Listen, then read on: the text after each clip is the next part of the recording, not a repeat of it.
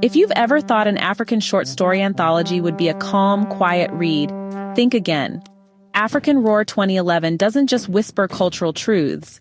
It yells, snorts, laughs, slaps, and occasionally gets possessed by a cockroach. 14 stories.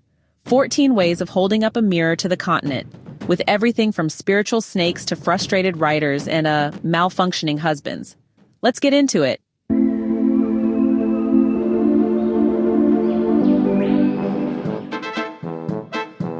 We begin with Witch's Brew, a story that could have been called How to Be Accused of Witchcraft Without Even Trying. Mai Chamboko has two big problems. Her child is dead and her business is thriving. Put those two together in many African societies and congratulations, you're a witch. The narrator is a young, club-footed boy, also marginalized, who sees things others don't. He's drawn to Mai Chamboko, not for her potions, but for her cooking and kindness. When a neighbor dies, she cooks for the mourning family, using her own ingredients.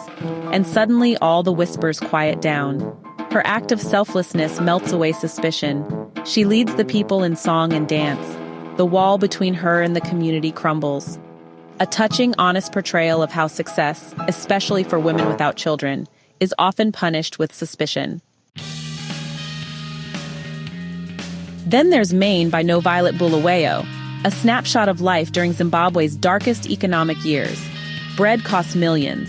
People form endless queues for basics. Police crack skulls.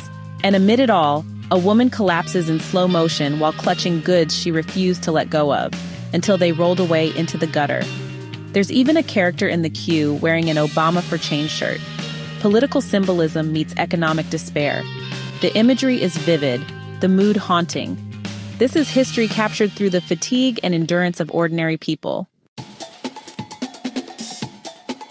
Every writer dreams of fame, but Zukiswa Warner's A Writer's Lot shows what happens when fame arrives, without the funds. Fury's debut novel has made him a name, but his bank account didn't get the memo. Publishers won't pay his royalties. Journalists swarm him for interviews, offering visibility but not a single coin. They even want him to tour them around his town, for free. At some point, visibility stops being a perk and starts looking like exploitation. Eventually, the pressure of society's expectations and his growing despair push him into crime. A tragic comedy about how the world feeds off the artist while offering little in return. So, in longing for home, Grace is studying over in England, all thanks to her grandfather's sponsorship. But then, just like that, the Zimbabwean economy collapses overnight. His savings turn to dust, and as if that wasn't enough, a stroke brings him down. Suddenly, Grace finds herself having to work to support the very people who once supported her. She's torn between staying abroad or heading back home. And honestly, she leans pretty hard on her flatmate just to make it through. The story kicks off with a sense of pride and patriotism, but well, it ends with this kind of resignation to the wild, unpredictable forces of both economy and fate. In Lose Myself, Chukwudi is a man who's promised to be faithful to his wife. Then here comes the writers' conference. His friends poke fun at him for not indulging.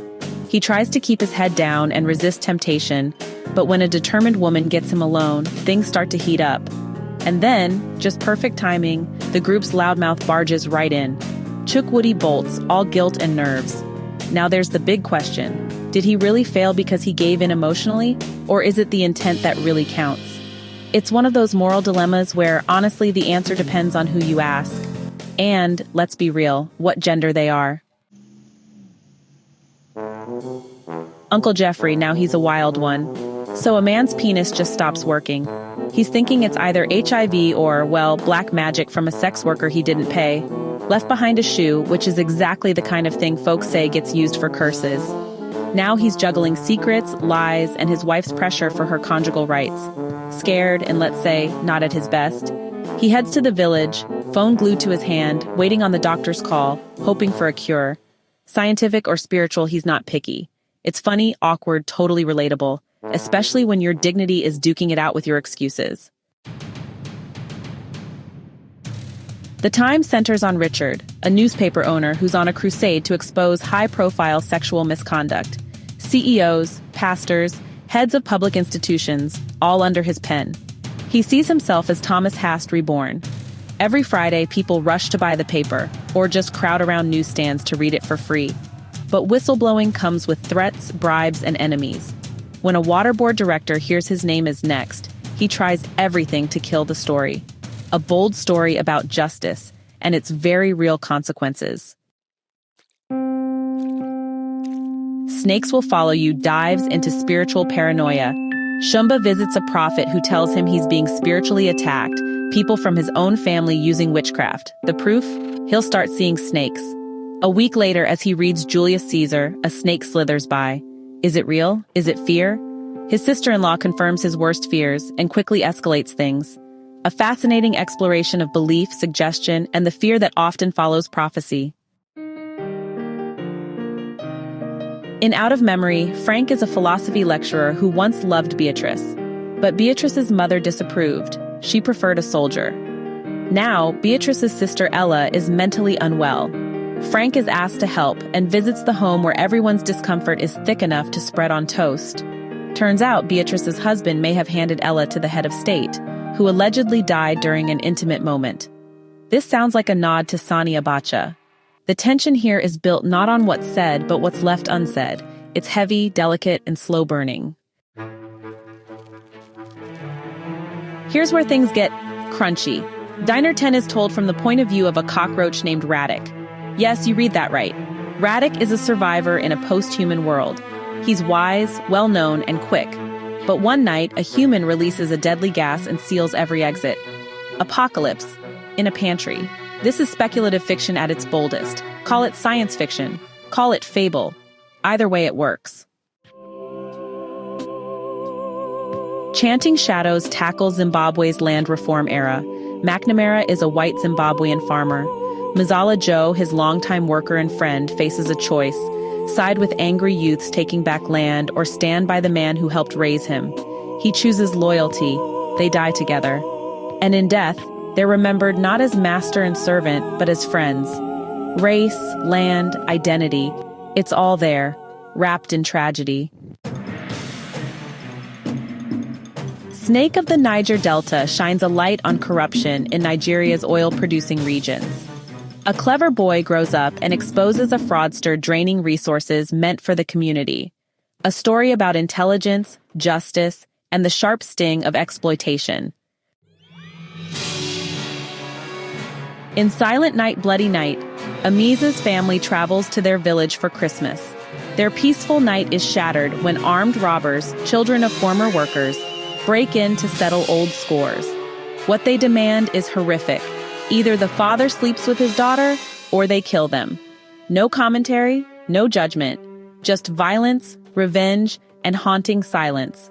The kind of story that leaves you frozen long after it ends. Last but not least is Water Wahala.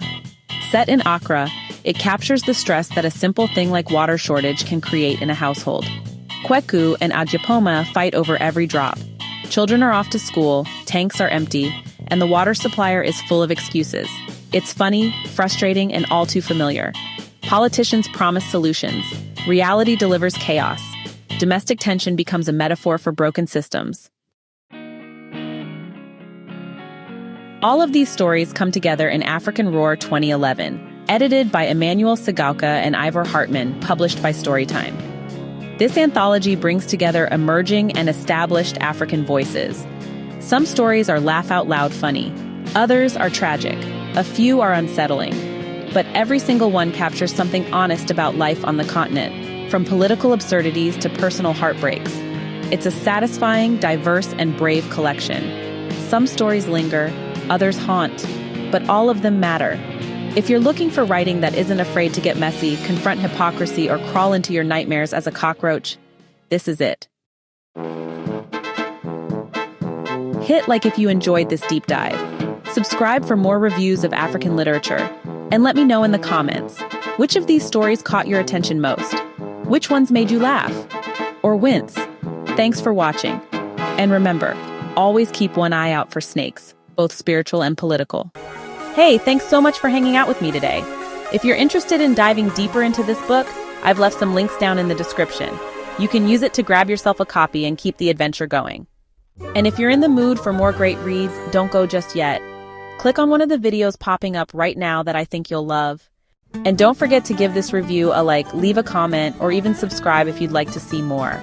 Every bit of support helps us grow this little community of book lovers.